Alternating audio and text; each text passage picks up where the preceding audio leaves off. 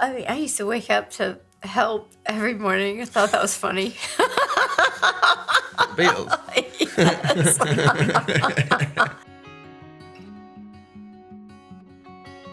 My first question's for Renée.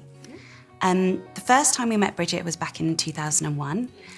What do you think it is about her that makes her so relatable and still so beloved, like all these years later? Well, I think that's a testament to Helen Fielding's gift as a writer, that she's sharing her personal experiences through these characters, and she's mining these moments that are universally relatable. You know, she talks about, these are the things that you reveal to your closest friends. And so when she's writing it, she has that in mind, the things they laugh about together and the things that every person goes through at a different period in their lives. They recognize themselves in these characters that she's given us. And I think that we find that inspiring, and it feels like old friends, you know, because I don't know, I feel like we've shared things with these characters along the way, that they know us somehow because they're mirroring us in some way, you know? I agree. I'm so happy to have her back. And then Chiwetel and Leo, you're both new to the world of Bridget Jones. I wondered if you had a favourite Bridget, Darcy or Daniel moment from any of the previous 3 films. Well, I love the famous Mark line of, "I like you very much, just the way you are." I think it's a very sweet, touching moment. I always come back to the fight. I love the fight because of the, I mean, everybody loves the fight, but, you know, I just think it just builds so well, that fight. You know, it's, you know, with the whole, like, fight, real fight, and then the kind of nature of the fight. And then it's raining men coming in on top of it, which is just such a brilliant touch, and it's just the whole thing, the whole layering of that is amazing. That is the only negative of this film, no fight. I know.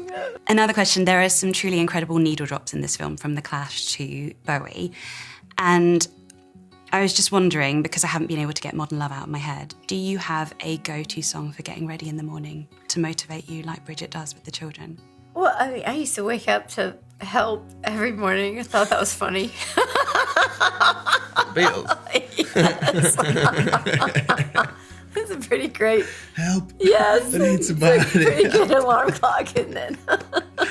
That's good. I go with, usually it's often Oasis for me. That's Yeah, good. right, cool. Yeah. Yeah. I mean, it depends on where I'm going. Sometimes it's maybe not the right vibe, but Yeah. I just crawl out of bed in the morning. I don't listen to anything. Just like trying to get through it. Perfect. I've got time for one final question. Because every man is a cinema, I wanted to ask about the first film you remember seeing in the cinema and what that experience might have been like. I feel like the first film I saw in the cinema, I don't know, and I haven't checked to see if the timing is right on it. Could it be Cocoon? Do you know the film I'm talking about? That's quite a highbrow film for your first cinema yeah. trip. Weren't you too young for Cocoon? At the Ilford Cinema in East London. Were you sleeping on someone? Yeah, just cool. But yeah, no, but I was like, I must have been like 7 or something, like. Wow.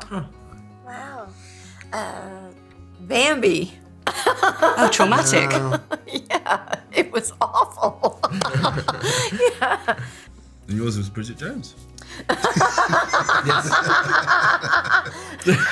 Bridget Jones. He wasn't aware. It actually might have been.